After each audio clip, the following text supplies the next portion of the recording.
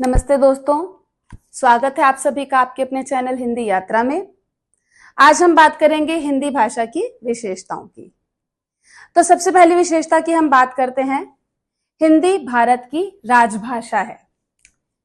राजभाषा वह भाषा होती है जिसका प्रयोग किसी भी देश में सरकारी कार्यालयों में कामकाज के लिए किया जाता है। सरकारी कार्यालयों में जितना भी काम जिस भाषा में किया जाता है वो उस देश की राजभाषा कहलाती है। तो भारत की राजभाषा है हिंदी, और हिंदी भारत की संपर्क भाषा भी है। संपर्क भाषा वह भाषा होती है जिसमें किसी भी देश के ज्यादातर लोग आपस में एक दूसरे से बातचीत करते हैं, एक दूसरे से कांटेक्ट करते हैं, एक दूसरे से संपर्क करते हैं। तो भारत के रहने वाले लोग सबसे ज्यादा आपस में एक दूसरे से संपर्क बनाने के लिए हिंदी भाषा का प्रयोग करते हैं। भारत में रहने वाले लगभग 18 करोड़ लोगों की ये मातृभाषा है। 18 करोड़ लोगों की लगभग मातृभाषा वो भाषा होती है जो भाषा बच्चे की पहली भाषा होती है, जिस भाषा को बच्चा अपने परिवार से, अपनी माँ से सबसे पहले सीखता है। अगर बच्चा गुजराती परिवार में पैदा हुआ है तो उसकी मातृभाषा गुजराती होगी। अगर वो मराठी परिवार में पैदा हुआ है तो उसकी मातृभाषा मराठी होगी। तो भारत के लगभग 18 करोड़ लोगों की मातृभाषा है हिंदी। और भारत में लगभग, जो मैंने आपको बताया कि भारत की संपर्क भाषा है, तो कितने लोगों की संपर्क भाषा है? ये भारत के लगभग 30 करोड़ लोगों की संपर्क भाषा है। और इसी के साथ साथ भारत के बहुत सारे हिस्से हिंदी भाषी प्रदेश हैं, जिनमें हैं उत्तर प्रदेश, उत्तराखंड, छत्तीसगढ़, झारखंड, दिल्ली, बिहार, मध्य प्रदेश, हरियाणा और हिमाचल प्रदेश। ये हिंदी भाषी प्रदेश हैं। इसकी अगली विशेषता है कि हिंदी वैज्ञानिक भाषा है। अब वैज्ञानिक भाषा का क्या अर्थ होता है कि इसको हम जैसा बोलते हैं वैसा ही लिखते हैं, और बहुत ही इसका जो व्याकरण है बहुत ही सधा हुआ है। इसमें लिंग, वचन, कारक, समास, इनके सबके आधार पर इसका व्याकरण जो है बहुत ही सशक्त है, और इसी से इसकी हिंदी की खूबसूरती बढ़ती है। लिपि चिन्हों के नाम व ध्वनियों में कोई अंतर नहीं है।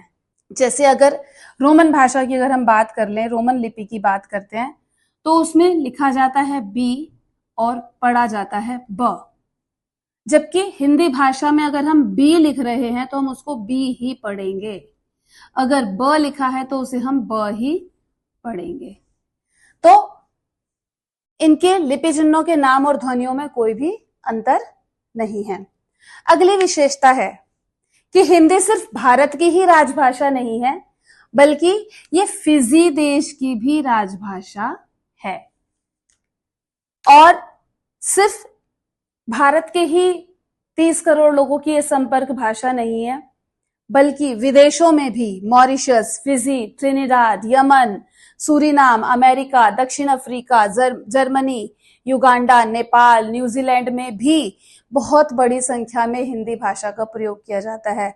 लोग बोलचाल के लिए और अपने कामों के लिए हिंदी भाषा का प्रयोग विदेशों में बहुत बड़ी संख्या में करते हैं।